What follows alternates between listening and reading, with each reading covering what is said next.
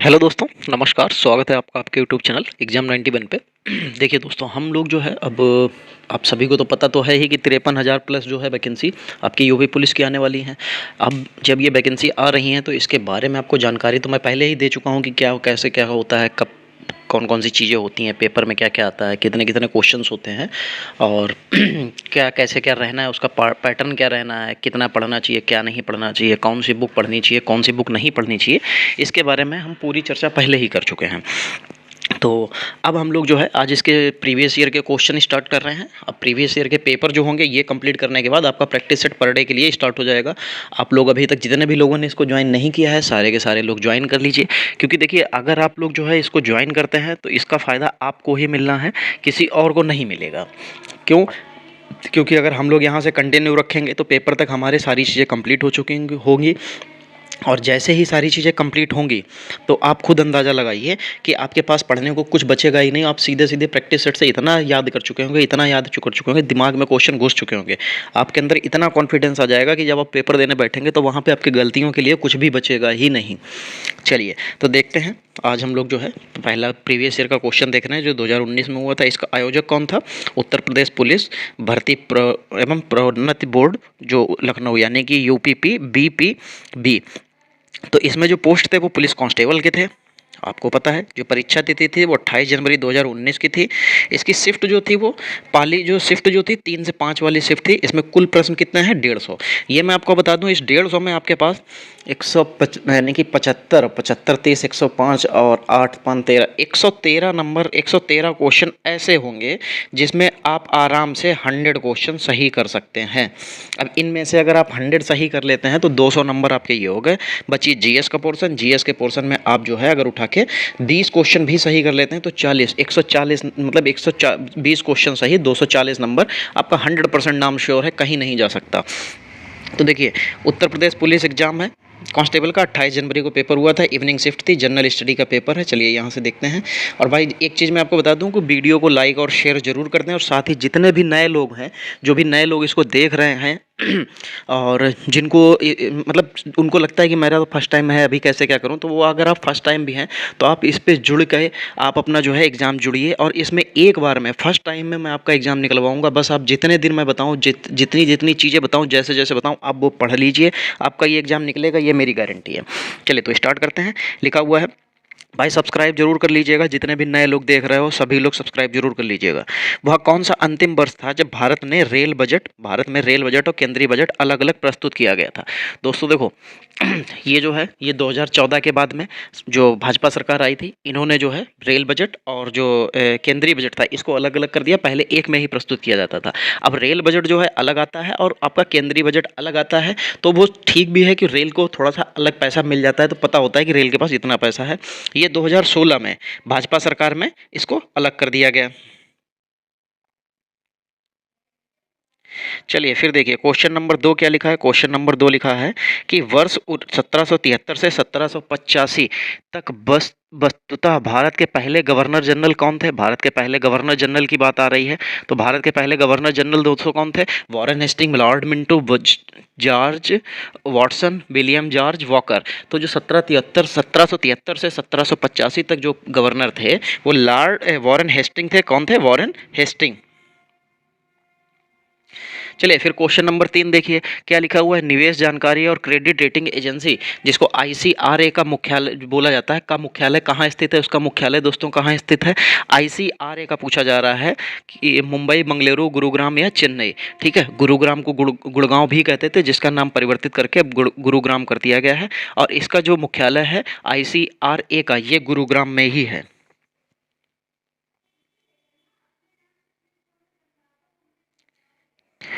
चलिए फिर अगला क्वेश्चन देखते हैं। क्वेश्चन नंबर 4, भारत सरकार ने निम्नलिखित में किस द्वीप में पर्यटन को अवैध बना दिया है?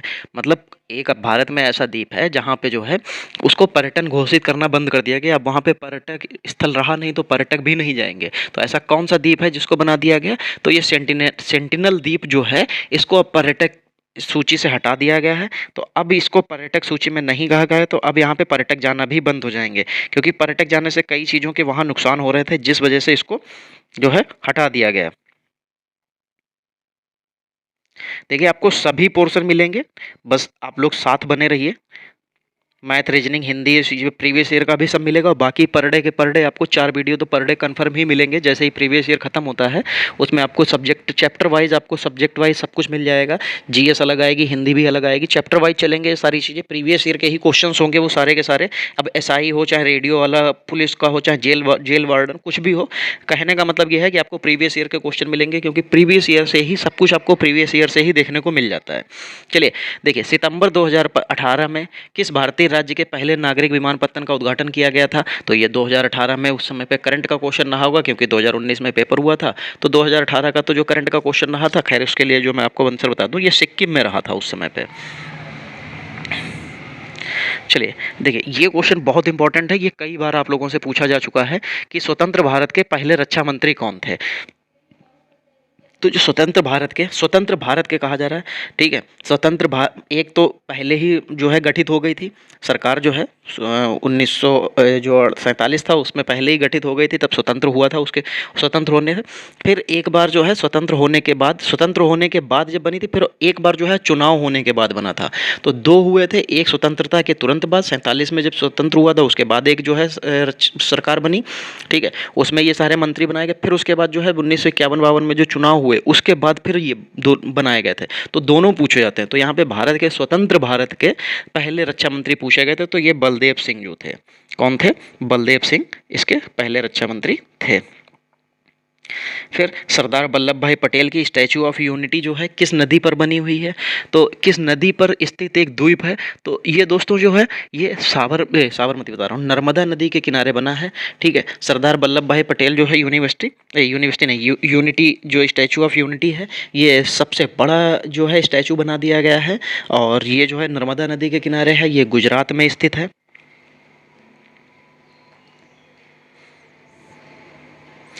पुष्प के किस हिस्से में पराग का उत्पादन होता है? पुष्प के किस हिस्से में पराग का उत्पादन होता है? तो देखो, पराग होता क्या है, पराग से ही तो हम लोग जो है ये आपस में निषेचन करते हैं और उसके बाद में ये इनके फल बनते हैं। तो जो पुष्प के किस हिस्से में पराग का उत्पादन होता है, तो ये पराग कोश होता है। चलिए फिर आगे देखिए, कौन सा जीवाणु अंडाकार या गोलाकार होता है? तो ये होता है जो एशेरिकीय कोलाई लिखा हुआ, एशेरिकीय कोलाई, यही होता है आपका गोलाकार और अंडाकार। चलिए फिर, बैंगनी रंग के प्रकाश की तरंग दैर्ध्य लगभग होती है, कितनी होती है? बैंगनी रंग के प्रकाश की जो तरंग दैर्ध्य होती है वो पूछी जा रही। तो ये 455 से 300 एन, जो 390 एनएम लिखा है, यही आपकी बिल्कुल सही। देखिए मैं आपको बता दूं, इसका जो सिलेबस है इसमें आपके साइंस के क्वेश्चन अच्छे खासे आते हैं। हिस्ट्री के क्वेश्चन आपको मिडिवल हिस्ट्री छोड़ दीजिए, मिडिवल हिस्ट्री भी इतनी ज़्यादा नहीं आती है आपको। जो मॉडर्न हिस्ट्री, सबसे ज़्यादा मॉडर्न हिस्ट्री आपको देखने को मिलेगी। फिर उसके अलावा आपको साइंस देखने को, साइंस मतलब मॉडर्न हिस्ट्री के 2 ही 3 क्वेश्चन होते हैं, ज्योग्राफी के 2-3 क्वेश्चन होंगे, पॉलिटी के आपको सबसे ज़्यादा देखने को मिलेंगे। और आपका जो पोर्शन आता है इसमें, जो आपका पुलिस वाला जो सम आता है, उसको देखिए मैं क्या कहते हैं, वो उसके लिए अभी बुक्स आने दीजिए मार्केट में, मैं आपको बुक बता दूंगा, आप उस बुक को पढ़ लीजिएगा, उससे बाहर कुछ नहीं जाएगा। कोई भी एक बुक उठा के मैं बता दूंगा, देखिए क्यों, क्योंकि कोई भी एक बुक पढ़ लीजिए, उसमें सारी चीज़ें मिल जाती हैं। आप उसको अगर एग्जैक्टली सही तरीके से 4-5 बार रिविजन करके पढ़ लें तो आपका वो पोर्शन कभी बाहर नहीं जाएगा। चलिए आगे बढ़ते हैं।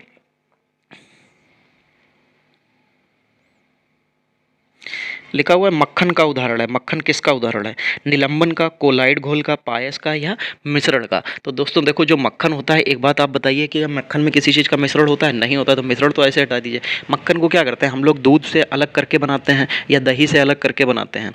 तो ये जो होता है, ये पायस का जो है उदाहरण होता है। किसका? पायस का। निम्नलिखित में से किस लवण में क्रिस्टलन जल के 10 अणु नहीं होंगे? किसमें क्रिस्टलन जल के जो है 10 अणु नहीं होंगे? तो जो एप्सम साल्ट लिखा हुआ है, इसी में आपके 10 अणु नहीं होंगे। साइंस के क्वेश्चन आपको अच्छे मिलेंगे देखने को, तो साइंस जरूर ध्यान करके पढ़िएगा। वर्ष 1887 में इलाहाबाद विश्वविद्यालय की स्थापना किसने की थी? तो देखो, इलाहाबाद विश्वविद्यालय की बात कर रहा है, बीएचयू की तो आपको पता ही है। इलाहाबाद विश्वविद्यालय जो है, जो सर विलियम मुइर थे, सर विलियम मुइर तीसरे नंबर पे दिख जाएगा आपको, इन्होंने की थी।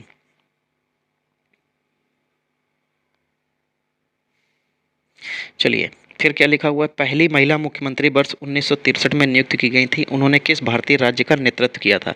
तो आपको ये चीज़ तो बहुत अच्छे से पता होना चाहिए कि भारतीय जो अपने भारत में सबसे पहली महिला मुख्यमंत्री जो थी वो कौन थी, तो वो सुचेता कृपलानी थी। कहाँ की थी, उत्तर प्रदेश की थी।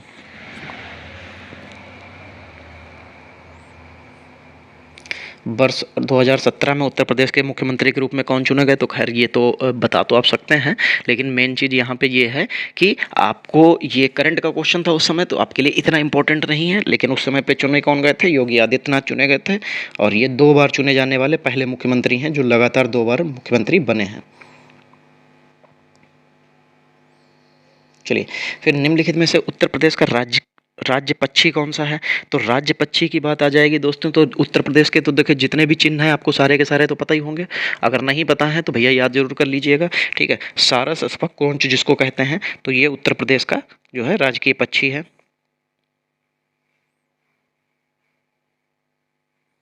चलिए, 1937 से 1950 तक जो है उत्तर प्रदेश को किस नाम से जाना जाता था, तो उत्तर प्रदेश को जो है संयुक्त प्रांत जाना जाता था। फिर उसके बाद धीरे धीरे इसके टुकड़े होते चले गए और फिर धीरे धीरे ये अलग हो गया। और दोस्तों हाँ, एक चीज़ मैं आपको बता दूं, अगर देखिए इसमें यूपी का पोर्शन आपको अच्छा खासा मिलता है, आपको 5 से 7 क्वेश्चन देखने को मिल जाते हैं यूपी के 38 क्वेश्चन में, तो आप जो है इसको तैयार करेंगे तो कोई दिक्कत नहीं है, बहुत आसानी से यूपी का पोर्शन बहुत जल्दी याद होता है, बहुत आसानी से याद हो जाएगा। आप लोग साथ बने रहना, आपको बहुत आसानी से ये याद करा दिया जाएगा। चलिए, 18 नंबर देखिए, उत्तर प्रदेश के किस शहर में भगवान शिव के सम्मान में कैलाश मेला आयोजित किया जाता है, तो देखो कैलाश मेले की बात आएगी तो ये आगरा में आयोजित होता है। उत्तर प्रदेश में सबसे लंबी नहर कौन सी होती है, जो उत्तर प्रदेश की जो सबसे लंबी नहर है दोस्तों वो आपकी शारदा नहर हो जाती है। यही सबसे ज़्यादा जो है सिंचाई के क्षेत्र में उपयोग होने वाली नहर भी यूपी की है, तो इसको याद रखिएगा।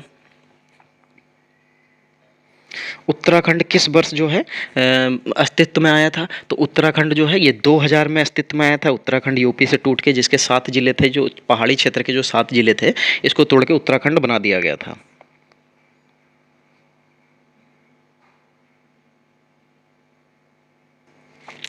21 नंबर देखिए, 1930 में सीवी रमन ने के लिए नोबेल पुरस्कार जीता था, तो सीवी रमन को जो है नोबेल पुरस्कार किस चीज़ के लिए मिला था, तो सीवी रमन को नोबेल पुरस्कार मिला था भौतिक क्षेत्र में, इन्होंने योगदान दिया था जिसके लिए इनको नोबेल पुरस्कार दिया गया था।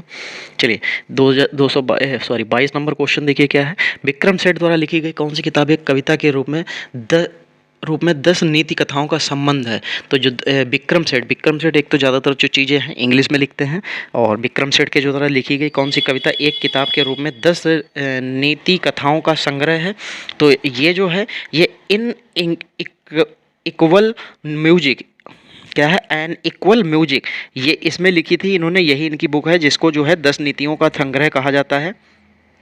23 नंबर देखिए, 23 नंबर में क्या लिखा हुआ है कि हरिवंश राय बच्चन द्वारा लिखी गई कविता का नाम बताएं। हरिवंश राय के द्वारा जो लिखी गई कविता है उसके नाम बताना है, तो उन्होंने लिखी थी दो चट्टानें, जो है हरिवंश राय बच्चन द्वारा लिखी गई है।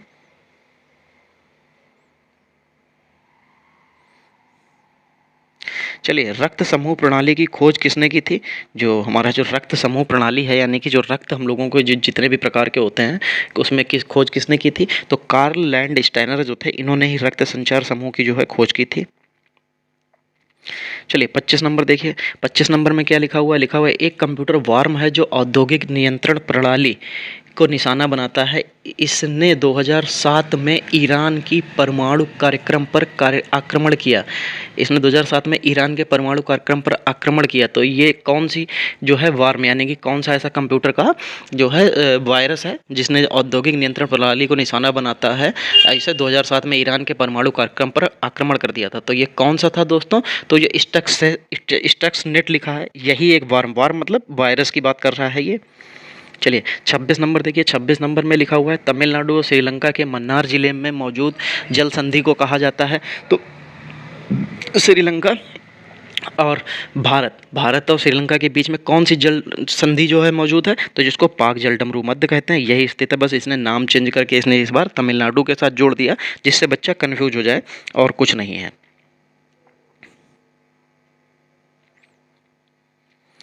70 27 नंबर में देखिए क्या लिखा हुआ है निम्नलिखित में संयुक्त राज्य अमेरिका के किस राज्य की सीमा संयुक्त राज्य के किसी अन्य राज्य की सीमा के साथ साझा नहीं होती है। देखिए ये क्वेश्चन काफ़ी अच्छा क्वेश्चन है और ये स्टैटिक जीके के लिए कह सकते हैं कि स्टैटिक जीके का है, तो वैसे आपके ज्योग्राफी का क्वेश्चन।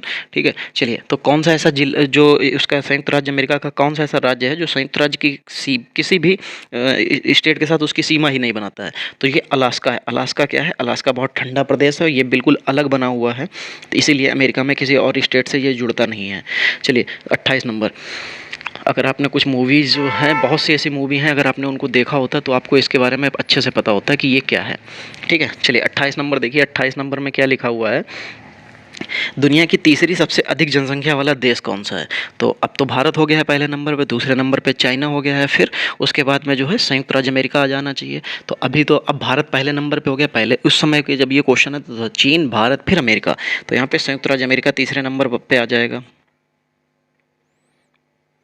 चलिए 29 नंबर देखिए, 29 नंबर में क्या हो जाएगा, निम्नलिखित में कौन सा संयुक्त अरब अमीरात का एक अमीरात नहीं है। अच्छा, तो यहाँ पे लिखा है मस्कट, दुबई, अबू धाबी और शारजहाँ। तो दुबई, अबू धाबी और शारजहाँ जो है ये जो है आपके संयुक्त अरब अमीरात में ही आते हैं, और मस्कट वहाँ नहीं है। मस्कट देखिए कहाँ पे पड़ता है एग्जैक्टली अभी याद ही नहीं आ रहा है मुझे। कई चीज़ें कई बार ऐसी हो जाती हैं कि आपको याद होंगी, दिमाग में होंगी, लेकिन आप सामने नहीं ला पाएंगे, उसको सामने नहीं आती हैं। चलिए आगे बढ़ते हैं, 30 नंबर देखते हैं, निम्नलिखित में से कौन सा शहर बहरीन की राजधानी है। तो जो बहरीन की राजधानी है दोस्तों वो मनामा है। 31 नंबर देखिए, पहली महिला लोकसभा अध्यक्ष कौन है। जो पहली महिला लोकसभा अध्यक्ष की बात की जा रही है, अभी तक कोई महिला अध्यक्ष नहीं बना था, ये पहली ऐसी हैं जिनको क्या कहा, जिनका नाम क्या है, मीरा कुमार, जो अभी 2014 के बाद ही ये थी। अब तो इस समय पे शायद ओम प्रकाश बिड़ला हैं, अब शायद वो भी चेंज हो गए हैं। अच्छा, स्वतंत्रता संग्राम 1857 का सिपाही विद्रोह किस शहर में हुआ था। तो वो तो मेरठ में हुआ था, आप सबको पता है। मेरठ में 1857 का जो विद्रोह हुआ था वो मेरठ से स्टार्ट हुआ था।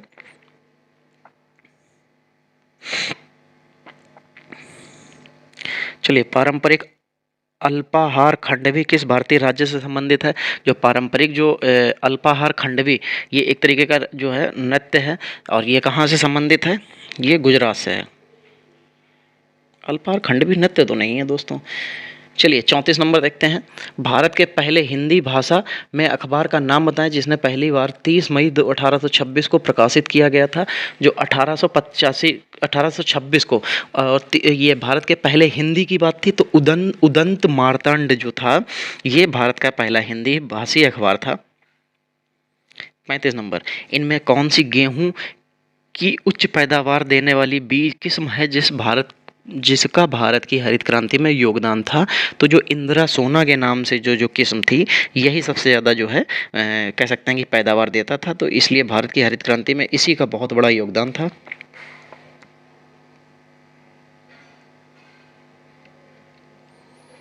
चलिए 36 नंबर देखिए, लिखा हुआ है फरवरी 1948 में भारतीय, अब देखिए संविधान के क्वेश्चन आ गए हैं, यहाँ से आपके लिए थोड़ा सा इंपॉर्टेंट हो जाता है। देखिए 3-4 क्वेश्चन यहाँ पे संविधान के आए थे, साइंस के 3-4 क्वेश्चन हैं, हिस्ट्री के आपके 3 से 4 क्वेश्चन हैं, ज्योग्राफी के 2 ही 3 क्वेश्चन थे, करंट के आपके 5 से 6 क्वेश्चन करंट के मिल जाएंगे, यूपी का पोर्सन जो है 5 से 6 देखने को मिलेगा। तो आप इतना अगर तैयार कर लेते हैं, हिस्ट्री, ज्योग्राफी और पॉलिटी और करंट, और आपका जो विधि लेख वाला जो आता है वो अगर आप तैयार कर लेते हैं तो आपका काम हो जाएगा। चलिए, फरवरी 1948 में संविधान के प्रारंभिक मसौदे को किसने तैयार किया था। तो जो प्रारंभिक मसौदा था 1948 में सबसे पहले, तो श्यामा प्रसाद मुखर्जी ने इसको तैयार किया था। चलिए, फिर लिखा हुआ है उम्मेद भवन पैलेस, ये कहाँ पर स्थित है। जो उम्मेद भवन पैलेस जो है ये कहाँ पर स्थित है, तो दोस्तों ये राजस्थान के जोधपुर में पड़ेगा। फिर देखिए, फिर यहाँ पे क्या लिखा हुआ है, लावड़ी किस भारतीय राज्य का लोक नृत्य है। लावड़ी जो है किस भारतीय राज्य का प्रसिद्ध लोक नृत्य है। तो लावड़ी कहाँ मनाया जाता है दोस्तों, ये महाराष्ट्र में मनाया जाता है, महाराष्ट्र का लोक नृत्य है। यूपी का क्या है, यूपी का कथक है। ठीक, पूछा जाता है तो महाराष्ट्र हो जाएगा। नौटंकी भी महाराष्ट्र में ही फेमस है। तो दोस्तों आज देखिए हम लोगों के जो प्रीवियस ईयर जो 2019 में जो पेपर हुआ था, ये आपका यूपी पुलिस कांस्टेबल का, उसका आज हम लोगों ने जीएस का पोर्शन कर दिया। ऐसे ही अभी आपको हिंदी का भी मिल जाएगा, फिर मैथ और रीजनिंग दोनों आपको मिल जाएंगे। ऐसे ही हम लोग जितने भी प्रीवियस ईयर के पेपर्स हैं वो सारे के सारे धीरे धीरे करके फिर उसके बाद हम लोग प्रैक्टिस स्टार्ट कर देंगे और चीज़ों को पढ़ना स्टार्ट कर देंगे, लर्न करना स्टार्ट कर देंगे, जिससे जब पेपर आए तो उससे पहले हमारा सब कुछ कंप्लीट हो रखा हो। चलिए दोस्तों, अगर ये सेशन आपको अच्छा लगा है तो वीडियो को लाइक और शेयर जरूर कर दें। साथ ही जितने भी नए लोग जुड़े हुए हैं, जितने भी नए लोग इस वीडियो को देख रहे हैं, खासकर जो लोग पुलिस की तैयारी करना स्टार्ट करना चाहते हैं और जो फर्स्ट टाइम एग्जाम दे रहे हैं, आप निश्चिंत रहिए, आपका फर्स्ट टाइम में मैं कंप्लीट करा के आपको एग्जाम निकलवाऊंगा, ये मेरी गारंटी है। चलिए दोस्तों, मिलते हैं अगली क्लास में, तब तक के लिए जय हिंद।